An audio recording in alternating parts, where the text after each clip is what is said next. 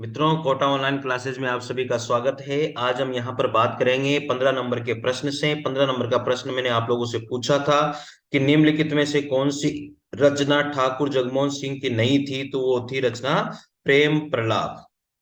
जो प्रेम प्रलाप रचना है वो ठाकुर जगमोहन सिंह की नहीं है साथियों।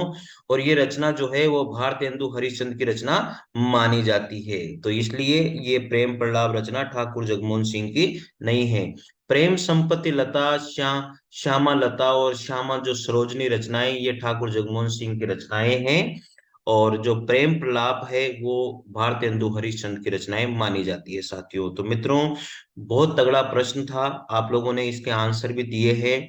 और जो आधुनिक काल के ऊपर आप लोगों ने जो प्यार दिया है मित्रों, जो आधुनिक काल के प्रश्नों की जो प्रैक्टिस आप लोग कर रहे हो, मुझे पता है आधुनिक काल वेरी इंपॉर्टेंट है, क्योंकि हर किसी के वश का काम नहीं है। आधुनिक काल को जो बच्चे जो है ना बहुत कम पढ़ते हैं, क्योंकि आधुनिक काल को जोर आता है पढ़ने में। इसमें बहुत सारे फैक्ट है, बहुत सारी चीजें हैं, बहुत सारे कवि है, बहुत सारे राइटर है, बहुत सारे लेखक हैं, बहुत सारे इसमें उपविभाग इसके किए गए हैं। तो इसलिए इसमें जोर आता है साथियों। साथियों, पहली बार अगर चैनल पर आप आते हो, विजिट करते हो, तो निश्चित रूप से सब्सक्राइब कर लीजिए।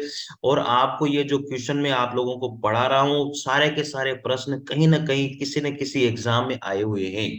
ये प्रश्न आप लोगों के लिए जीवन दान साबित हो गए, ये मेरी गारंटी है। और इसकी पीडीएफ प्राप्त करने के लिए आप टेलीग्राम चैनल को ज्वाइन कर लीजिए।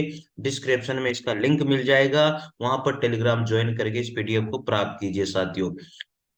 चलिए बढ़ते हैं। और मैं आप लोगों से यार ये एक रिक्वेस्ट जरूर करूंगा, प्लीज आप लोग जो है शेयर जरूर करें यार, लाइक और शेयर करें, कमेंट कीजिए थोड़ा, मुझे भी उसमें भी जब आपका कमेंट आता है ना अच्छा, तो मुझे थोड़ा उत्साह और जोश जागृत होता है, ताकि मैं और कितने लोग जो है इसको पढ़ रहे हैं। प्लीज आप लोग लिखिए कि सर मैं पूरा वीडियो आपका कंटिन्यू देखता हूँ या देखती हूँ, तो मुझे थोड़ा सा लगता है यार चलो ठीक है, स्टूडेंट पढ़ रहे हैं, मैं बेकार ही मेहनत कर रहा हूँ तो फिर कोई मतलब नहीं है।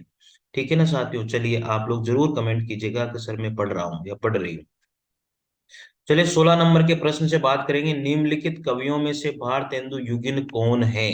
साथियों, जो भारतेंदु युगिन कवि हैं, उन कवियों में से, निम्नलिखित कवियों में से भारतेंदु युगिन कवि कौन सा है और कौन सा नहीं है, ये चीज बहुत मायने रखती है साथियों। मैं आप लोगों को बता दूं, भारतेंदु युगिन कवि आप लोगों को पता होना चाहिए कौन कौन से कवि भारतेंदु युगिन है और कौन से कवि भारतेंदु युगिन नहीं है। तो पूरे कवि आप लोगों को याद होने चाहिए। जो भारतेंदु युग के जो कवि हैं, मुंशी सदासुख लाल निहाज, लिख लीजिएगा आप, लल्लू लाल, अंबिका दत्त व्यास, सदल मिश्र, राम प्रसाद निरंजनी, भारतेंदु हरिश्चंद्र, बद्री नारायण चौधरी प्रेमधन, ठाकुर जगमोहन सिंह, अंबिका दत्त व्यास, राधा कृष्ण दास, ये सारे के सारे जो कवि हैं, ये सारे के सारे जो लेखक जो कवि जो भी मैंने बताए हैं, ये सब भारतेंदु युगिन के कवि माने गए हैं। तो साथियों देखो, देखिएगा यहाँ पर वंशीधर शुक्ल, उसके बाद में बद्रीनारायण चौधरी प्रेमधन, माखनलाल चतुर्वेदी, सोनलाल द्विवेदी। तो आप यहाँ पर देखो, बंशीधर शुक्ल मैंने नहीं बताया, माखनलाल चतुर्वेदी नहीं बताया, सोनलाल द्विवेदी नहीं बताया, मैंने आपको बताया यहाँ पर बद्रीलाल चौधरी प्रेमधन। ठीक है ना? तो यहाँ पर ये याद होने चाहिए आपको कौन कौन से कवि भारतेंदु युग के कवि माने गए हैं, अर्थात भारतेंदु युग में उन कवियों के बारे में हम लोगों ने जानकारी प्राप्त करी है। एक और चीज और मैं बता देता हूँ, भारतेंदु युगिन जो अन्य और कवि जो अभी और भी बाकी है, मुंशी सदासुख लाल निहाज, ये भी भारतेंदु युग का ही कवि है।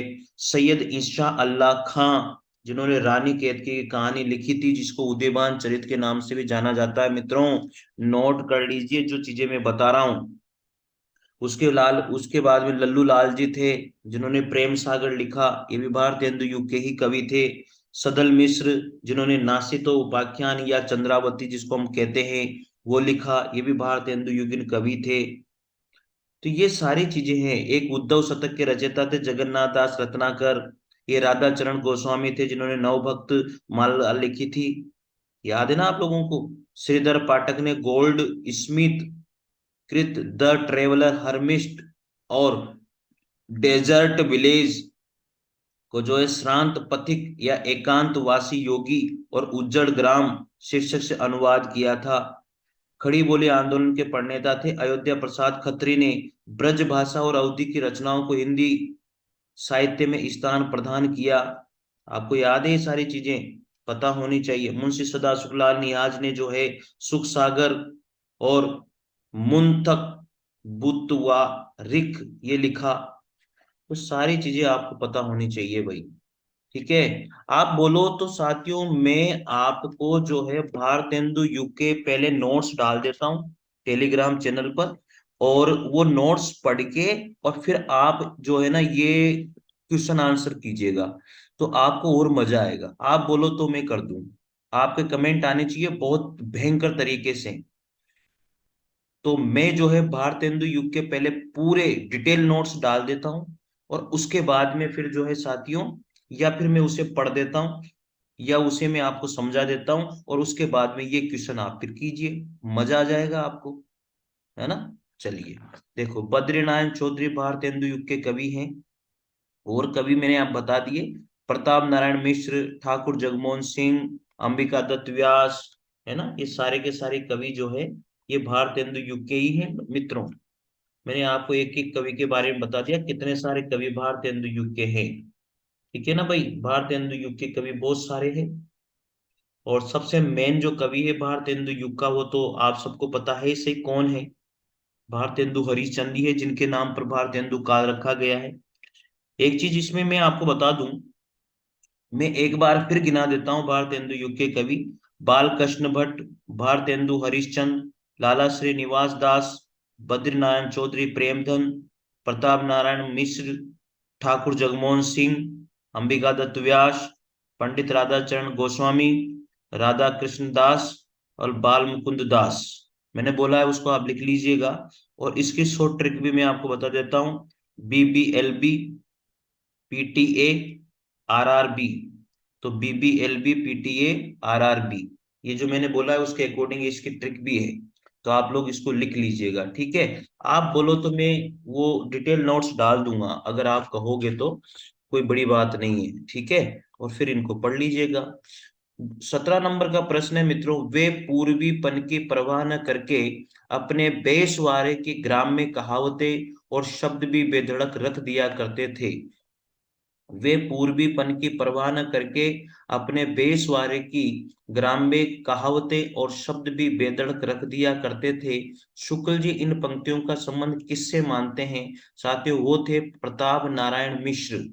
बहुत बढ़िया कवि थे प्रताप नारायण मिश्र। और इनके बारे में जितनी बातें कही जाए वो कम ही है मित्रों। जो प्रताप नारायण मिश्र थे, ऐसा माना जाता है कि प्रताप नारायण मिश्र ने बहुत सारी चीजें लिखी, निबंध शीर्षक भी लिखे। घूरे क लता बेने, कना तन क डोल बांधे, समझदार की मौत, भों बात वृद्ध मनोयोग, ये सारे के सारे जो है प्रताप नारायण मिश्र के ही निबंध रहे हैं। तो ठीक है, याद रखिए, वे पूर्वीपन की परवाह न करके अपने बेसवारे की ग्राम में कहावतें और शब्द भी बेधड़क रख दिया करते थे। याद करना इन चीजों को, नहीं तो मामला गड़बड़ सा हो जाएगा भैया। प्रताप नारायण मिश्र, आपको पता होगा प्रताप नारायण मिश्र की और भी रचनाएं हैं। प्रेम पुष्पावली, मन की लहर, लोकोक्ति शतक, श्रृंगार विलाप, बेरला स्वागत, रसखान शतक, दीवाने, प्रताप लहरी, बुढ़ापा, ये इनकी प्रमुख रचनाएं रही हैं। नाट्य रचनाएं कौन कौन से रही? संगीत शाकुंतल, कली कौतुक रूपक, हठी हमीर, भारत दुर्दशा, गो संकट, कली प्रभाव, जुहारी कुहारी, ये सब इनकी रचनाएं रही हैं साथियों, ठीक है। और इन्होंने जो है ब्राह्मण नामक पत्रिका का संपादन किया था, आपको याद होना चाहिए। मूछ मुंडवाने की आज्ञा भी इन्होंने पिताजी से ली थी। इनको हरगंग कविता के कारण सर्वाधिक प्रसिद्धि प्राप्त हुई थी। हिंदी, हिंदू, हिंदुस्तान का नारा जो है प्रताप नारायण मिश्र के द्वारा ही दिया गया था। आचार्य शुक्ल ने इन्हें हिंदी का एडिशन कहा। रसिक समाज से इनका बहुत ही बड़ा संबंध रहा है। इनकी प्रमुख पंक्तियां मैं आप लोगों को बता देता हूं, आगे बात तो मुझे। चित चेत की चांदनी चाह भरी, एक और है, जब जड़ वृक्ष आम भी बोराते हैं, एक और है, 8 मास बीते जजमान, ये बहुत इनकी प्रसिद्ध पंक्तियां रही है, और इनको जो है हिंदी का एडिशन आचार्य रामचंद्र शुक्ल के द्वारा कहा गया था। 18 नंबर का प्रश्न है, घूरे क लता बिने कनातन का डोले बांधे, जैसा शीर्षक जो है किस लेखक ने दिया है? प्रताप नारायण मिश्र ने ही दिया है, जो हम लोगों ने यहाँ पर पढ़ा है। मित्रों यार, आप लोगों को कैसे मेहनत लगती है मेरी, ये प्रश्न कैसे लगते हैं, जरूर कमेंट कीजिए, शेयर कीजिए, लाइक कीजिए यार। मित्रों, आपका एक लाइक और आपका जो कमेंट है मुझे बहुत प्रोत्साहित और उत्साहित करता है। आगे प्रश्न है 19 नंबर का, 8 मास बीते जजमान, अब तो करो ददी दक्षिणा दान, 8 मास बीते ददमान, अब तो करो दक्षिणा। तो मैंने अभी अभी बोली थी ये पंक्ति, 8 मास बीते। साथियों, इंपोर्टेंट पंक्ति ये प्रताप नारायण मिश्र की है।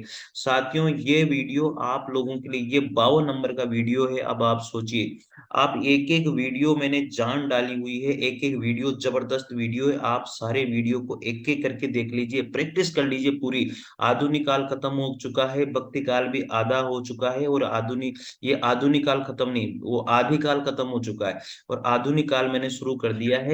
और ये बहुत जल्दी मैं इसको खत्म कर दूंगा, भारतेंदु युग को। ठीक है, तो 8 मास बीते जजमान, अब तो करो दक्षिणा दान, ये पंक्ति जो है इनकी, इन्होंने एक पत्रिका का संपादन किया था, ब्राह्मण नामक पत्रिका, जो मैंने आपको बताई थी, उसमें इन्होंने प्रकाशित करवाई थी। ठीक है, बहुत, ये बहुत तगड़ा प्रश्न है, ये आती ही आता है इसका, ये प्रश्न याद कर लीजिएगा आप लोग। 20 नंबर का प्रश्न हम लोग यहाँ पर देखते हैं, गद्य रचना को एक कला के रूप में ग्रहण करने वाले, कमल की कारीगरी समझने वाले लेखक इनमें से कौन है? वो है बद्री नारायण चौधरी। क्या नाम था? बद्री नारायण चौधरी। साथियों, आपको मैं एक बता देता हूँ, बद्री नारायण चौधरी की जो रचनाएं मुख्य रही है, वो है जीर्ण जनपद, आनंद अरुणोदय, हार्दिक हर्षादर्श, मयंक महिमा, अलौकिक लीला, वर्षा बिंदु, सूर्य स्त्रोत और लालित्य लहरी, ये इनकी प्रमुख रचनाएं रही। बद्रीनारायण चौधरी के जो प्रमुख नाटक हैं, भारत सौभाग्य, प्रयाग रामागमन, वीरांगना रहस्य महानाटक, ये इनके रहे हैं।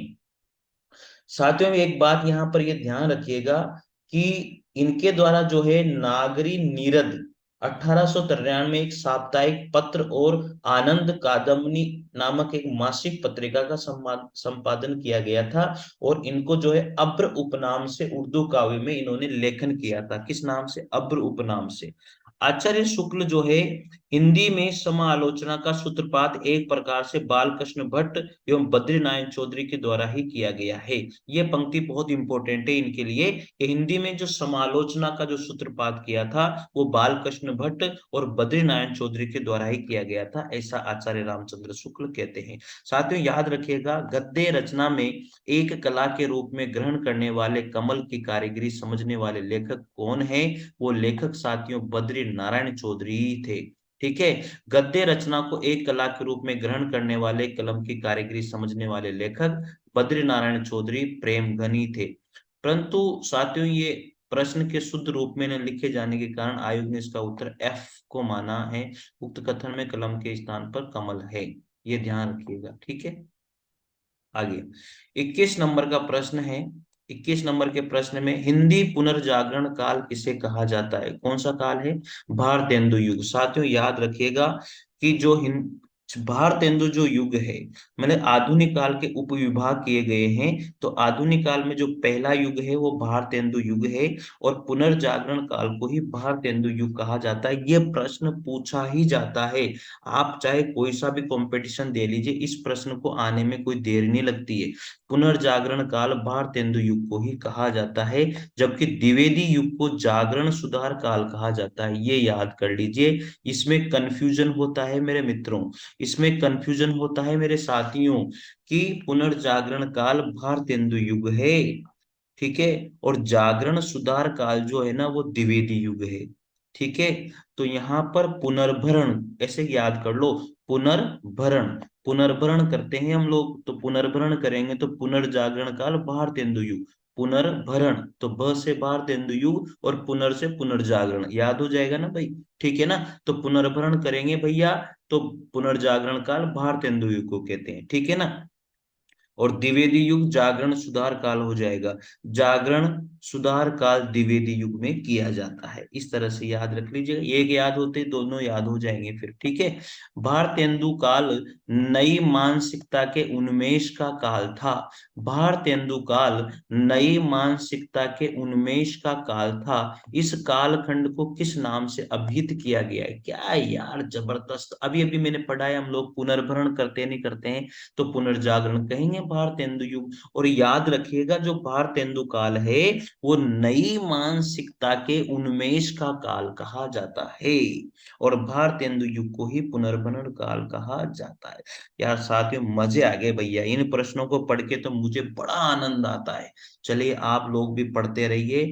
ईश्वर करे आपकी जो है, अगर आप मेरी मेहनत में अगर दम है, तो साथियों आप लोग अगर मेरे साथ मेहनत कर रहे हो, तो मैं भगवान से दुआ करता हूँ कि हे ईश्वर, जो भी इन प्रश्नों को पढ़ रहा है वो उसकी जरूर नौकरी लगे यार। और इन प्रश्नों से बाहर उसका एक भी प्रश्न जो है, कहीं पर भी किसी भी जगह पर वो कंपटीशन दे रहा है, वो उसका इस साहित्य से बाहर कोई प्रश्न नहीं जाना चाहिए। ठीक है साथियों, अगर आप पहली बार जुड़ते हो चैनल पर, तो लाइक शेयर और सब्सक्राइब चैनल को जरूर कर लेना।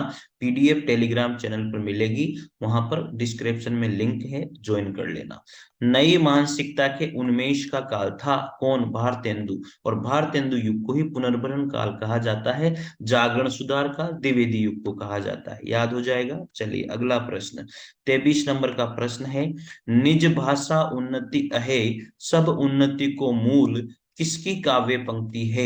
निज भाषा उन्नति अहे सब उन्नति को मूल। साथियों मैंने अभी आप लोगों को बताया था कि ये पंक्तियां इंपॉर्टेंट होती है, कभी कभी इन पंक्तियों को पूछ लिया जाता है। तो ये निज भाषा उन्नति है सब उन्नति को मूल, ये पंक्ति पहले भी आ चुकी थी। ये भारतेंदु हरिश्चंद्र की इंपॉर्टेंट पंक्ति है, आई थी ना पहले भी ये पंक्तियां। ठीक है, तो निज भाषा उन्नति, तरणी तनुजा तट तमाल तरुवर, इन मुसलमान कवियन पर कोटिन हिंदू वारिये, रोऊ सब मिल आहू भाई, अंग्रेज राज सुख साज सजे सब भारी, पिए प्यारे तिहारे निहारे बिना, भीतर भीतर सब रस चूसे। ये सारे के सारी पंक्तियां हैं जो भारतेंदु हरिश्चंद्र जी की ही है। चलिए आगे बात करते हैं। तो इसमें भारतेंदु हरिश्चंद्र जी हो जाएंगे, और इनके बारे में हम लोग पढ़ते हैं। ये हिंदी नवजागरण के अग्रदूत माने जाते हैं कौन? भारतेंदु हरिश्चंद्र।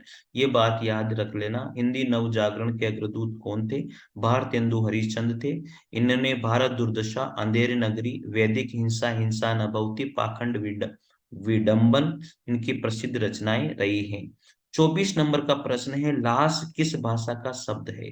जो लाश है वो तुर्की भाषा का शब्द है। अरे भाई साहब, लाश जो है तुर्की भाषा का शब्द है। तुर्की भाषा के अन्य प्रमुख शब्द कैंची, कालीन, चेचक, जाजिम, तलाश, बेगम, बहादुर आदि तुर्की भाषा के ही शब्द हैं। ये तो यहाँ ऐसे ही आ गया, मेरे को ऐसा लगता है।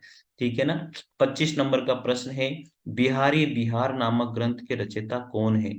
पंडित अंबिका दास व्यास। बिहारी बिहार, बिहारी बिहार नामक ग्रंथ के रचयिता कौन है?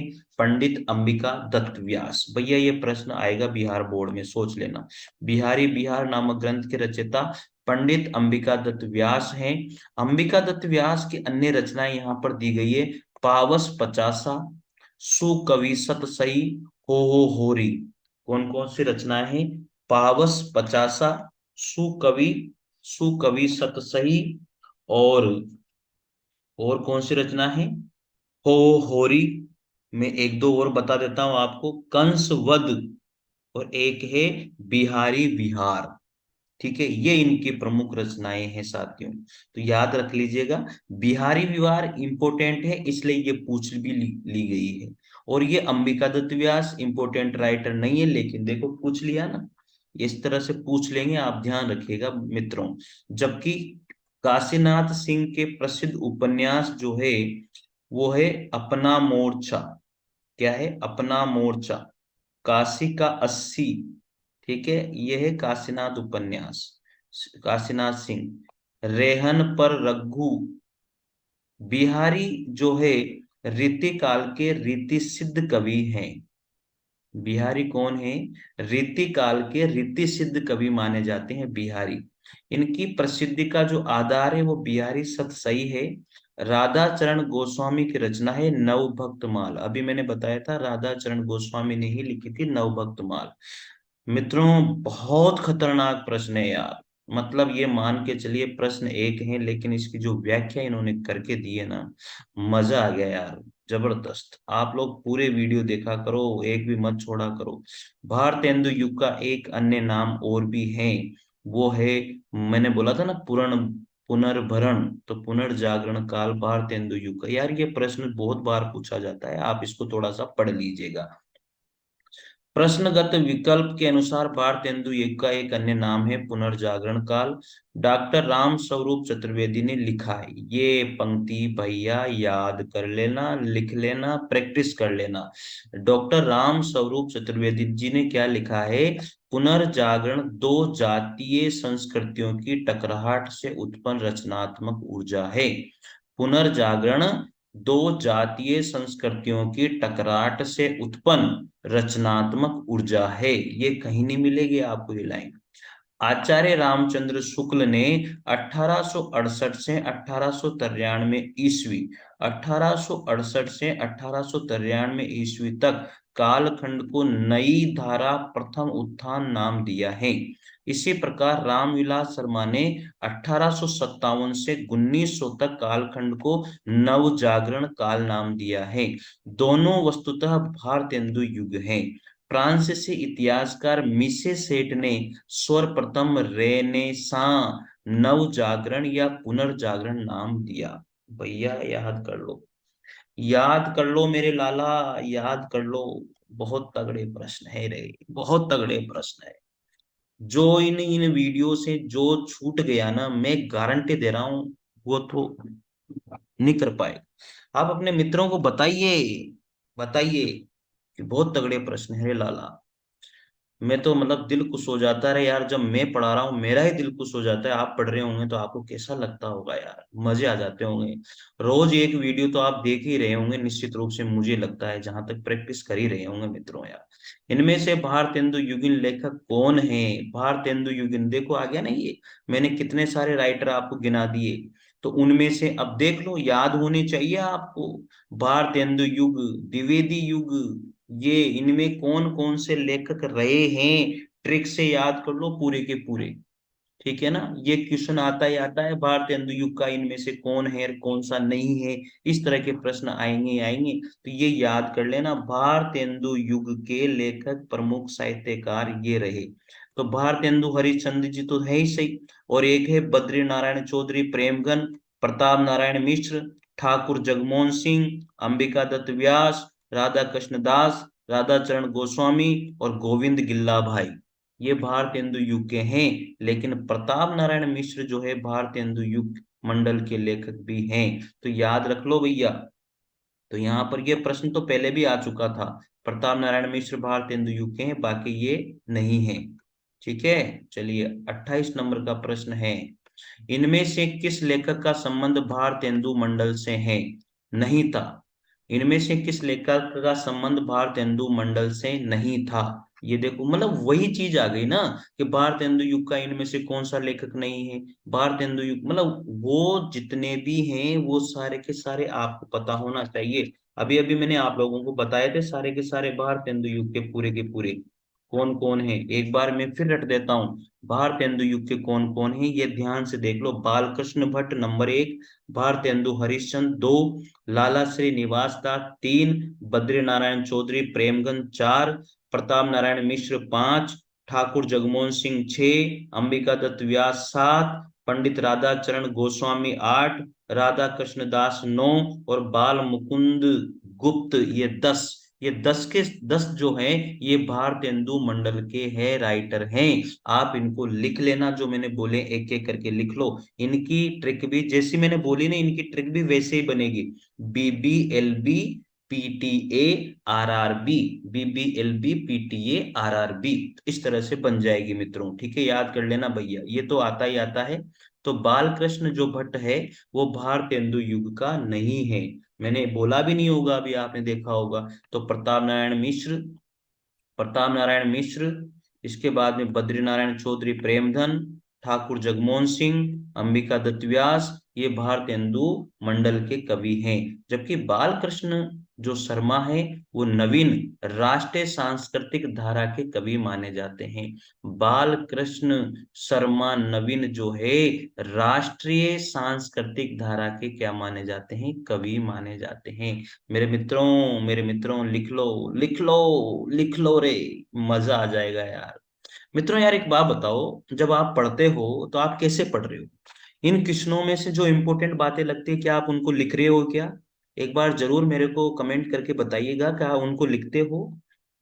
और कितने मित्र जो है लगातार वीडियो देख रहे हैं, इस तरह से आप बताइए यार मित्रों, मजा आ रहा है यार। मतलब इतने प्यारे प्रश्न हैं मित्रों, मैं आपको दिल से बता रहा हूँ, जो बंदा इन क्वेश्चनों को कर रहा होगा ना, मन से एक एक वीडियो को देख रहा होगा, मैं गारंटी दे रहा हूँ अगर इन प्रश्नों से एक भी क्वेश्चन बाहर चला जाए ना, उसके कंपटीशन में नाम बदल देना मेरा। आप खुद जो है ना, मुझे कमेंट करके बाद में फोन करके बताना कि सर जबरदस्त तरीके से आपने क्वेश्चन करवाए हैं, मजा आ गया। 29 नंबर का प्रश्न है, निम्नलिखित कवियों में से एक भारतेंदु युगीन नहीं है। आगे ना बात वही, तो भारतेंदु युगीन मैंने अभी फिर एक बार फिर बोल देता हूँ। बालकृष्ण भट्ट, भारतेंदु हरिश्चंद्र, तीसरे नंबर पर लाला श्रीनिवास दास, चौथे नंबर पर बद्री नारायण चौधरी प्रेमगन, पांचवें नंबर पर प्रताप नारायण मिश्र, छठे नंबर पर ठाकुर जगमोहन सिंह, सातवें नंबर पर अंबिका दत्त व्यास, पांचवें नंबर पर पंडित राधा कृष्ण गोस्वामी, और 9वें नंबर पर राधा कृष्ण दास, और 10वें नंबर पर बाल मुकुंद गुप्त। इसकी ट्रिक भी मैंने आप लोगों को बताई है, BBLB, PTARRB।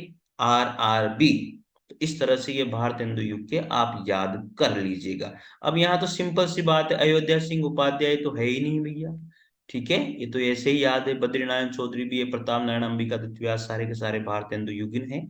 हम लोग वैसे ही बता सकते हैं इसको, तो ठीक है ना।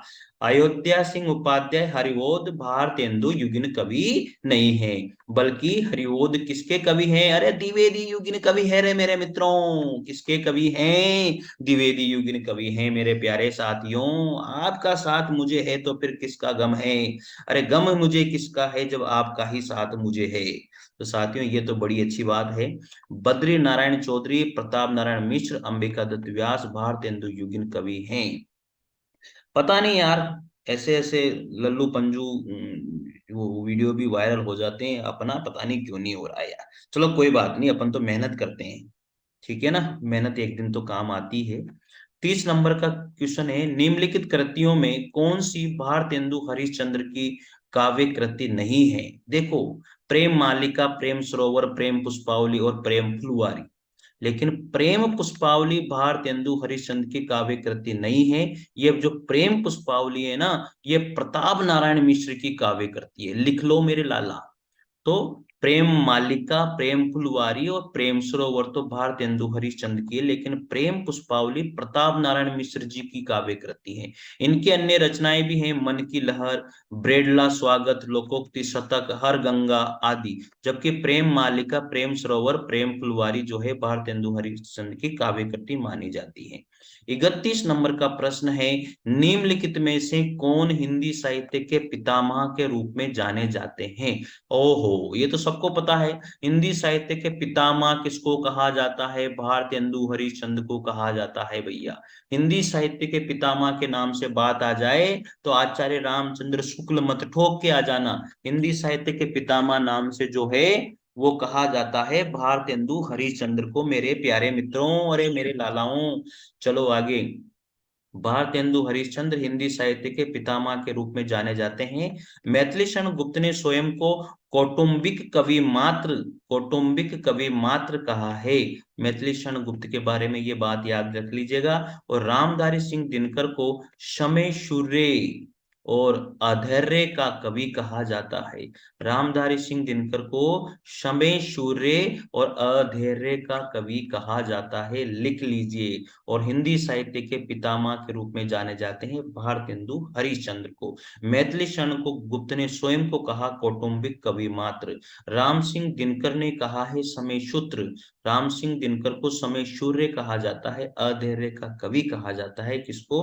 रामधारी सिंह दिनकर को। 32 नंबर का प्रश्न है साथियों, आप लोगों की डिमांड है कि सर ज्यादा से ज्यादा क्वेश्चन करवाइए। इसका मतलब साथियों मेरे मन में विश्वास है कि आप अच्छे से इन नोट्स को, इन क्वेश्चंस को अच्छे से पढ़ रहे हो, इसलिए मैं ज्यादा प्रश्न कराने की आपको कोशिश करूंगा। ये आंख बड़ी बला, ये आंख बड़ी बला है, इसका आना जाना उठना बैठना सब बुरा है। अरे यार क्या तगड़ी पंक्तियां बोली है बालकृष्ण भट्ट जी ने। ये आंख बड़ी बला है, इसका आना जाना उठना बैठना सब बुरा है। ये किसने लिखा था? ये तो मुझे पता है, बालकृष्ण भट्ट जी ने लिखा था। साथियों मुझे 100% ये पंक्ति पता थी, क्योंकि ये क्या है कि जब मैं डीएसएसबी का एग्जाम देने गया था ना, पीजीटी टीजीटी का, उसमें ये आया था और ये यहाँ पर ये प्रश्न मुझे याद आ गया। ये आंख बड़ी बला है, इसका आना जाना उठना बैठना सब बुरा है। ये बाल कृष्ण भट्ट जी की पंक्ति है, बहुत तगड़ी पंक्ति है। ये आ गया देखो, निज भाषा उन्नति है, सब उन्नति को मूल। कितनी बार रिपीट हो गया रे भैया ये प्रश्न? देखो, अरे यार यही पता लग रहा है ना आपको कितनी बार रिपीट हो रहे हैं प्रश्न। फिर कहीं की टेंशन है यार आप लोगों को? मत लो टेंशन। आपसे कह रहा हूं ना मैं, गारंटी के साथ रिपीट करो बार बार, इन वीडियो को बार बार देखो, बार बार देखो, बार बार प्रैक्टिस करो। ठीक है, तो याद हो जाएंगे अपने आप। भारतेंदु हरिश्चंद्र जी की है, इसमें ज्यादा पढ़ने की जरूरत नहीं है क्योंकि हम लोगों ने पहले पढ़ लिया था। हिंदी में आधुनिकता और पुनर्जागरण का प्रवर्तक और इनको पितामह जो है भारतेंदु हरिश्चंद्र जी को ही माना जाता है। ये आ गया देखो, मैंने आपको बोला था ना बीच में, हिंदी हिंदू हिंदुस्तान प्रताप नारायण मिश्र। हिंदी हिंदू हिंदुस्तान नारा किस साहित्यकार ने दिया था? किसने दिया था? प्रताप नारायण मिश्र के द्वारा दिया गया था। याद हो जाना चाहिए क्योंकि मैं इसको पहले ही बोल चुका हूँ। ठीक है, प्रताप नारायण मिश्र ने, इनकी रचनाएं कौन कौन सी है? प्रेम पुष्पावली, मन की लहर, लोकोक्ति शतक, हर गंगा, तृप्त नंताम, श्रृंगार विलाप, ये इनकी रचनाएं रही हैं। 35 नंबर का प्रश्न है मेरे प्यारे मित्रों, भारतेंदु हरिश्चंद्र से संबंधित कौन सा कथन सही नहीं है? भारतेंदु हरिश्चंद्र से संबंधित कौन सा कथन सही नहीं है? अब यहाँ पर भारतेंदु जी के बारे में बात आ गई, याद कर लो ढंग से। वे नव युग के अग्रदूत और हिंदी साहित्य के आधुनिकता के जन्मदाता थे। ये तो बात राइट है, ये तो पूछ रहा है नहीं कौन सी सही नहीं है, लेकिन ये तो सही है क्योंकि वो नव युग के अग्रदूत थे, उन्होंने भारतेंदु युग चला उनके इस नाम पर तो। और आधुनिकता के जन्मदाता थे, आधुनिक युग के वो रहे हैं। उन्होंने भारतीय जीवन की समस्त बुराइयों की निंदा कर उसे स्वस्थ और प्रशस्त बनाने की उनकी चेष्टा रही है। बिल्कुल 100% राइट है। गद्य और पद्य दोनों में ही उन्होंने खड़ी बोली हिंदी का व्यवहार, अरे यार एक में किया है ना भैया, गद्य में पद्य में कहाँ खड़ी बोली का वो कर देंगे, तो ये गलत हो गया। ठीक है, उन्होंने देशभक्ति के साथ साथ राजभक्ति को भी अपने काव्य का वर्ण्य विषय माना है, तो इसमें सी ऑप्शन हो जाएगा क्योंकि खड़ी बोली गद्य के रूप में उन्होंने प्रयोग करी थी। ठीक है भैया, पद्य के रूप में ब्रज भाषा की बात वो करते हैं, गद्य और पद्य दोनों में उन्होंने खड़ी बोली हिंदी का व्यवहार किया। भारतेंदु हरिश्चंद्र से संबंधित कथन सही नहीं है क्योंकि भारतेंदु हरिश्चंद्र ने गद्य में खड़ी बोली का प्रयोग कर रहे थे, परंतु पद्य में वो ब्रज भाषा का प्रयोग करते थे, तो इसलिए यहाँ पर गलत ये बात हो गई। ये तो सबको पता लग गई होगी मेरे हिसाब से।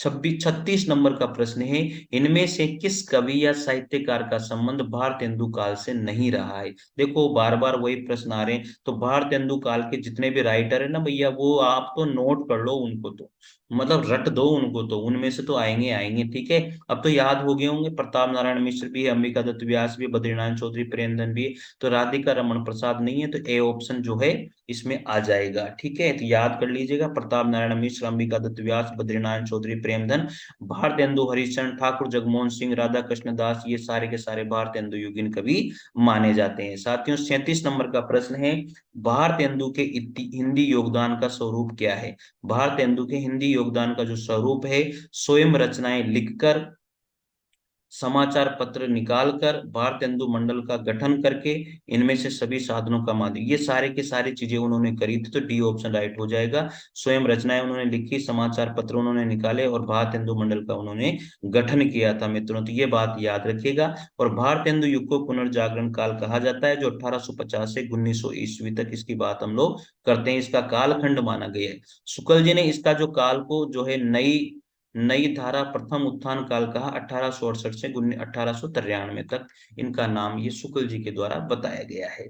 तो सारी की सारी बातें बिल्कुल सही है, इसलिए उन्होंने स्वयं रचनाएं लिखी, समाचार पत्र निकाला, भारतेंदु मंडल का उन्होंने गठन किया है साथियों। ठीक है, मेरे हिसाब से आप लोगों को ये प्रश्न अच्छे ही लगेंगे। आगे बात करते हैं। 38 नंबर का प्रश्न है, बद्री नारायण चौधरी प्रेमगन उर्दू में किस नाम से लिखा करते थे? ये देखो, मैंने प्रश्न आपको बताया था, अब्र नाम से लिखा करते थे वो। ये प्रश्न मैंने आप लोगों को अभी अभी बोला था, बीच में कहीं ना कहीं मैंने बोला था ये।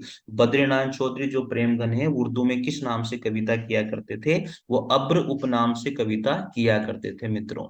चलिए, ये याद रखना भैया, अब्र उपनाम से किया करते थे। बद्रीनारायण चौधरी प्रेमगन की मोस्ट इंपोर्टेंट ये जो है कविताएं थी, जीर्ण जनपद, आनंद अरुणोदय, हार्दिक हर्षदशा, मयंक महिमा, अलौकिक लीला, वर्षा बिंदु, लालित्य लहरी, व्रज चंद्र पंचक, सूर्य स्त्रोत। साथियों देखो, आधुनिक काल में बहुत सारे फैक्ट हैं, बहुत सारे राइटर हैं, बहुत सारी रचनाएं हैं। आप बार बार पढ़िए, बार बार लिख लिख करके पढ़िए, बार बार जब उनको देखोगे आपको पेज नंबर तक याद हो जाएंगे कि किस पेज पर क्या लिखा हुआ है, कोने तक याद हो जाएंगे साथियों। और तब जाके काम चलता है कि यार ये कहाँ लिखी हुई थी। ठीक है, तो ऐसे अचानक से एक साथ हम सारी चीजें पढ़ लें, ऐसा नहीं होता है। भारतेंदु युग के कवियों ने अधिकांशतः किस भाषा में कविताएं लिखी थी? वो थी ब्रज भाषा में। कविताएं भारतेंदु युग की ब्रज भाषा में और गद्य में खड़ी बोली का प्रयोग ज्यादातर हुआ है। तो ये कंप्लीट आपको याद रख लेनी है। ठीक है, तो भारतेंदु युग के कवियों में अधिकांशतः ब्रज भाषा में कविताएं की है। भारतेंदु हरिश्चंद्र ने फूलों का गुच्छा कविता खड़ी बोली में लिखी है, बस ये ध्यान रखना भैया। भारतेंदु युग के रचनाकार ने गद्य हेतु खड़ी बोली और पद्य हेतु ब्रज भाषा का प्रयोग किया था। अगला प्रश्न आता है, 40 नंबर का प्रश्न है, इनमें से भारतेंदु युग के साहित्यकार कौन से नहीं है? देखो, भारतेंदु युग के जितने भी राइटर ना, वो तो याद कर ही लो। ठीक है, बालकृष्ण भट्ट, प्रताप नारायण मिश्र, ठाकुर जगमोहन सिंह तो है। प्रेमचंद कहाँ से आ जाएंगे इसमें? तो सी ऑप्शन इसका राइट हो जाएगा 100%। ठीक है, अगला प्रश्न आता है, 41 नंबर का प्रश्न है, भारतेंदु की कौन सी रचना पयार छंद में लिखी गई है? भारतेंदु की कौन सी रचना जो है पयार छंद में लिखी गई है? इसका आंसर आप मुझे कमेंट बॉक्स में करके दीजिए। भारतेंदु की कौन सी रचना जो पयार छंद में लिखी गई है, कौन सी रचना थी, वो आप कमेंट में मुझे बताइएगा। साथियों, आज मैंने क्वेश्चन बढ़ा दिए हैं, धीरे धीरे मैं बढ़ा दूंगा यार, मेरे को भी थोड़ा बोलने में दिक्कत आती है ज्यादातर। तो लेकिन आपकी डिमांड पर क्वेश्चन मैं बढ़ा रहा हूँ। ठीक है, इसको जो भारतेंदु युग है वो कल कंप्लीट में कर दूंगा आपको निश्चित रूप से। ठीक है, तो साथियों, वीडियो अगर मिलता है तो निश्चित रूप से सब्सक्राइब कर लीजिए। साथियों, आपका प्यार लगातार मेरे को मिल रहा है और मैं बहुत ही उत्साहित हूँ, और आप लोगों के लिए इस तरह के प्रश्न मैं लेकर के आता रहूंगा। साथियों, मेरा व्यवहार और आपको ये प्रश्न कैसे लगते हैं, जरूर कमेंट बॉक्स में लिखिएगा। मित्रों, पहली बार अगर चैनल पर जुड़ते हो तो लाइक और शेयर और सब्सक्राइब चैनल को जरूर कर लीजिएगा, ताकि आपको वीडियो का नोटिफिकेशन मिल जाए। मित्रों, आपको बता दूं, इसकी पीडीएफ मेरे टेलीग्राम चैनल पर आपको मिलेगी। जितने वीडियो मैंने डाले हैं, आप सीरीज वाइज वीडियो को देखते रहिए। चलिए मित्रों, मिलते हैं अगले वीडियो के साथ, तब तक के लिए जय हिंद, जय भारत, थैंक यू।